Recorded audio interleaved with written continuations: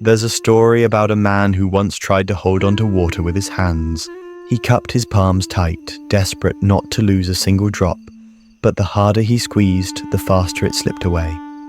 At some point, exhausted, he opened his hands completely, and only then did he realize that the water resting lightly in his palms was enough. That's the quiet paradox of letting go. You can't hold peace while clinging to what hurts. You can't move forward while gripping the past with trembling fingers. Most of us don't realize how heavy our attachments are until life forces us to release them. We hold on to people, to identities, to dreams that once made sense but no longer fit. We tell ourselves that if we just try harder, love deeper, explain longer, maybe we can fix what's already gone.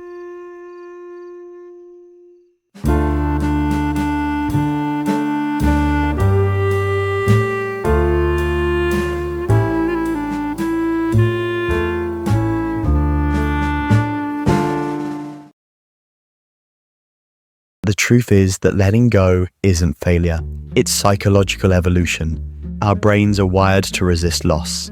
According to behavioral psychology, the pain of losing something is felt roughly twice as intensely as the pleasure of gaining something new. That's called loss aversion. It's why we stay in relationships that drain us, jobs that no longer inspire us, or cycles that have already ended. We mistake familiarity for safety. And safety, even when it's suffocating, feels easier than the unknown. Letting go begins when you realize that clinging is a form of fear. Fear that without what you're holding, you won't know who you are. Fear that the empty space left behind will never be filled again. But what if the space isn't meant to be filled immediately? What if it's meant to breathe, to heal, to make room for something wiser? Psychologists talk about identity attachment, the way we tie our sense of self to external things. Our roles, relationships, possessions, or memories. When those change, it feels like we're losing a piece of ourselves. That's why endings hurt so deeply. It's not just the loss of a person or dream, it's the loss of the version of you that existed with them, the self that once belonged somewhere. But here's something rarely said. Letting go isn't a single moment. It's a process, almost neurological. When you release something, your brain has to rewire its expectations. The mind doesn't like blank spaces. It searches for patterns, closure, meaning. That's why we replay conversations in our heads, imagine alternate endings, or wonder what we could have done differently. We're not weak for doing that. We're human. We crave coherence. Yet healing doesn't happen in explanation. It happens in acceptance. Acceptance doesn't mean agreement. It means stopping the argument between reality and imagination. It means saying, "This is what happened," instead of, "This shouldn't have happened." And that shift from resistance to recognition changes everything. There's something profoundly psychological about surrender. Neuroscientists have found that acceptance reduces activity in the brain's amygdala, the part responsible for fear and emotional alarm. When we let go, we're not giving up. We're turning down the inner volume that keeps us stuck in fight or flight. That's why peace feels quiet. It's not the absence of emotion, it's the recalibration of it. Imagine standing in front of a door you've tried to open for years. You've twisted the handle, knocked, cried, begged, but it never opened. And one day you finally step back, not in defeat, but in realization. You see that the door wasn't locked to punish you. It was closed to protect you from the wrong room. That's what letting go often is. Learning that closure doesn't always come from answers. Sometimes it comes from walking away. But we rarely walk away without guilt. Guilt whispers that we're betraying someone. Shame tells us we should have done more. Hope argues that maybe one day it'll return. And so we wait, half alive in emotional limbo. Psychologists call this the ambiguous loss, mourning something that hasn't fully ended, or something that ended without clarity. It's the hardest form of grief because there's no funeral for what could have been. To truly let go, you have to learn emotional differentiation, separating what you feel from what's true.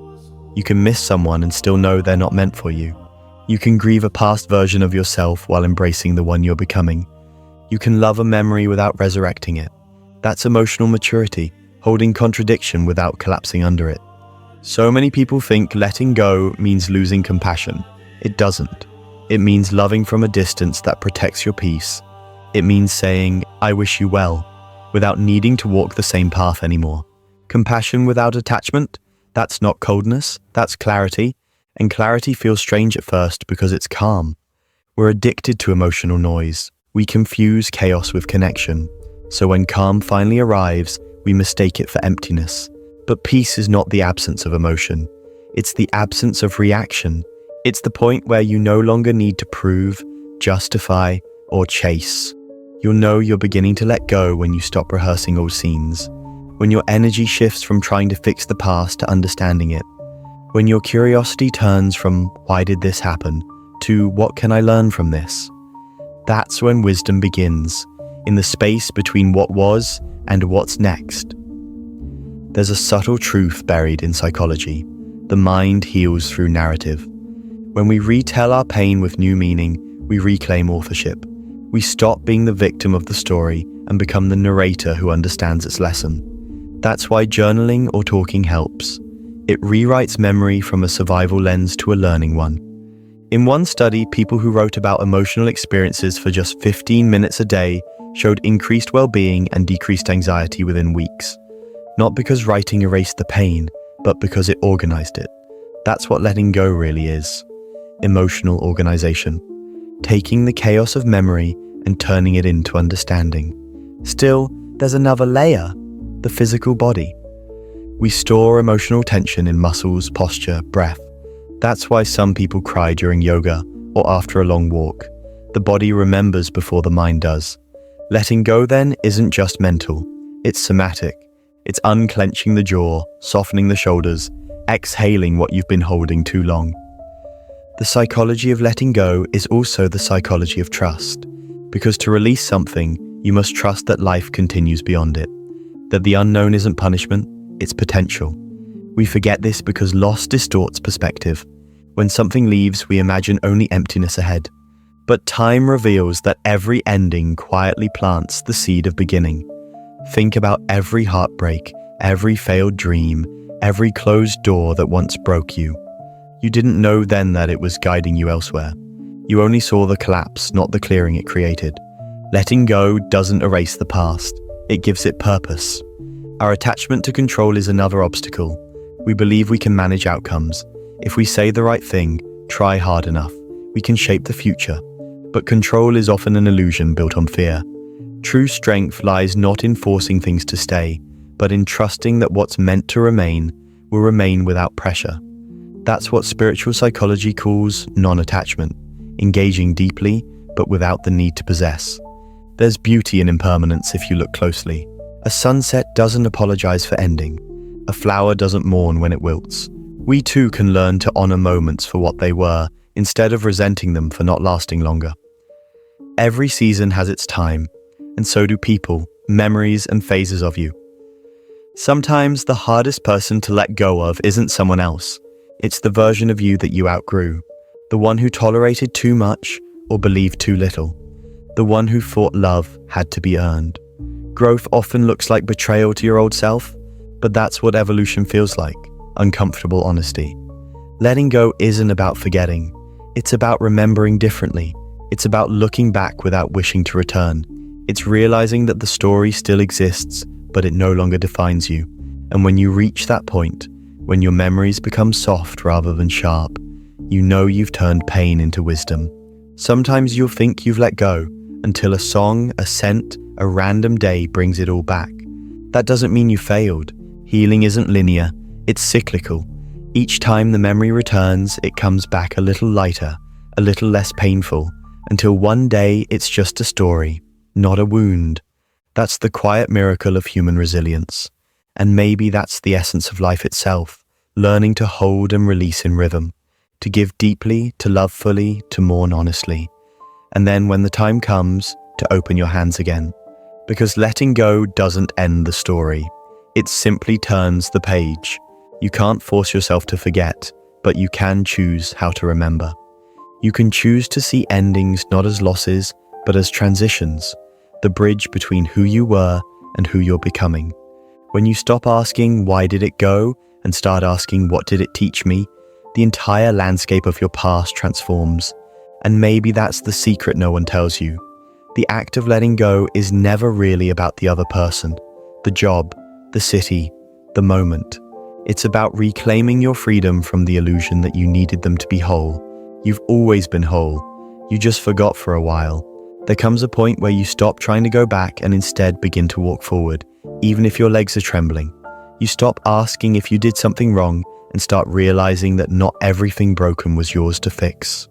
That moment, quiet and invisible, is when letting go turns into liberation. The human brain hates uncertainty.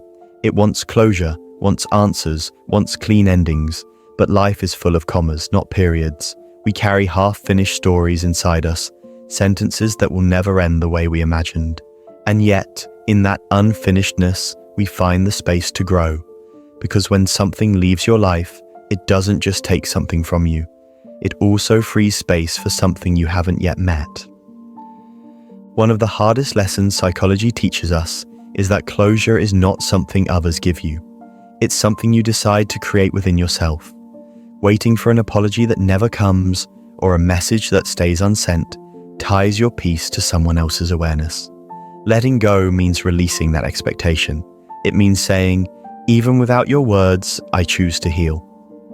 Many people fear that if they let go, they'll lose everything, memories, love, meaning. But it's the opposite. You actually keep the essence of what mattered, stripped of its pain. That's how emotional integration works. When we process our experiences instead of resisting them, the raw pain converts into insight. The event doesn't vanish, but it transforms. It becomes part of your emotional intelligence, not your emotional injury. The world constantly tells us to move on. But moving on isn't about pretending it didn't matter. It's about admitting that it did, that it shaped you, that it carved depth into places you didn't know existed. Growth doesn't erase history, it rewrites your relationship with it. Letting go also means forgiving yourself for not knowing better at the time. We judge our past selves as if they had the clarity we have now. But clarity is born from experience, not the other way around. You couldn't have made the choices you make today without living through the ones you regret. That's not failure, that's feedback from your own evolution. There's a term in psychology called self-compassion, and it's not just kindness, it's realism. It's saying, I was doing my best with the awareness I had. It's choosing to see yourself not as a villain or victim, but as a human being learning how to navigate impermanence. The truth is, the mind clings because it mistakes familiarity for safety. But holding on to what's gone keeps you rehearsing old fears instead of rehearsing new courage. You can't step into tomorrow if one foot is still tied to yesterday. Think of your life as a river. Every person, every experience, every dream that comes along is like a leaf floating beside you. Some drift away gently, others get caught in the current and disappear. You don't dive in after every leaf. You trust that the river knows where it's going. That's what emotional maturity looks like. Participating in life without drowning in it. Letting go is not passive, it's an active decision to stop fueling the thoughts that hurt you. It's choosing not to reopen the wound each morning by checking who moved on faster or what could have been. The brain will always chase unfinished stories, but healing begins the moment you refuse to keep writing the same chapter. There's an old saying in cognitive psychology, neurons that fire together wire together. The more you replay something painful, the more your brain strengthens that emotional connection. But when you start redirecting your focus toward gratitude, toward learning, toward what's here now, you literally rewire your brain. You weaken the circuit of attachment and strengthen the circuit of peace. That's why mindfulness helps. It's not about sitting still, it's about observing without clinging. When you feel a wave of sadness or nostalgia, you acknowledge it instead of drowning in it. You say, here's that memory again, and let it pass. The more you practice this, the more your brain learns that emotion is temporary, not a command. Some days letting go will feel easy, like a deep breath. Other days it will feel like pulling roots from the earth. That's normal. Healing doesn't move in straight lines, it spirals. You'll revisit the same pain from higher levels of understanding until it no longer defines you. There's a quiet dignity in release. You stop chasing explanations and start appreciating the mystery of timing. You begin to see that some chapters don't close because they were wrong, but because you learned what they came to teach you. Every person, every season, every heartbreak leaves behind a mirror. You either spend your life staring into it, or you learn to see through it. What most people don't realize is that letting go doesn't always mean losing contact with someone. Sometimes it means changing the emotional contract. You stop expecting what they can't give. You stop needing them to complete a sentence that was always yours to finish. It's not rejection, it's recalibration. And one day, you'll notice something subtle. You'll drive past an old place and feel nothing but gratitude. You'll hear the song that once broke you and just hum along. You'll remember the face that used to make your heart ache and smile instead. That's how you know you've healed, not when you forget, but when remembering no longer hurts. Psychologically, that's emotional extinction. The neural pathways that once triggered pain lose their charge. The memory remains, but the suffering dissolves. It's proof that your brain can heal, that emotion isn't permanent, and that peace isn't found, it's practiced. Letting go also demands courage because it means accepting that some stories will never make sense. Humans crave narrative closure, but life often refuses to provide it. People leave mid-sentence, endings come without explanations, and sometimes there's no deeper meaning, only change. But there's beauty even in unanswered questions. They remind us that mystery is a part of being alive. When you stop searching for perfect closure, you open yourself to imperfect beginnings. You start seeing opportunities where grief once lived. You notice that life keeps moving, not out of cruelty, but out of mercy. Because if time stopped at every heartbreak, none of us would survive our first goodbye. There's also a collective side to letting go. Every culture, every faith, every philosophy has rituals for release. Funerals, farewells, burning letters, closing ceremonies. These aren't random traditions. They exist because the human psyche needs symbolic closure. It's how we teach the brain that something has ended so we can begin again. You can create your own rituals too. Write a letter you'll never send. Bury an object that holds pain. Walk a path you once walked with someone and breathe it in alone. These small acts reprogram the subconscious, signaling that it's time to turn the page. The deeper psychology of letting go reveals something profound. We're not just releasing the past, we're reclaiming the present. Every thought spent in yesterday is attention stolen from today. And the present moment is the only place where real healing exists. Look around. Every tree eventually sheds its leaves. Every tide retreats before it returns. Nature itself runs on cycles of letting go. If you hold on to summer, you miss autumn's beauty. If you mourn winter, you miss spring's rebirth. Maybe we suffer not because life changes, but because we refuse to flow with it. There's a form of wisdom that comes only through loss. It humbles the ego. It shows you that you can survive what you once thought you couldn't. That survival is not about avoidance, but adaptation. You become softer, quieter, less reactive. You stop needing everything to last forever. You realize that impermanence doesn't diminish value. It gives it meaning. Imagine if every song played endlessly without ending. You'd stop listening. It's the ending that makes it beautiful. That's the same truth with people and moments. Their transience is what makes them precious. So when life asks you to let go, it's not taking from you. It's teaching you rhythm. It's reminding you that love isn't measured by permanence, but by presence. That the truest form of strength isn't holding tighter, but opening wider. And in time, you'll start to see letting go, not as loss, but as alchemy. The pain turns into insight. The tears water something unseen. You stop asking why you had to lose and start understanding what you were meant to gain. Maybe one day, you'll meet the version of yourself who finally learned to stop reaching for what's gone.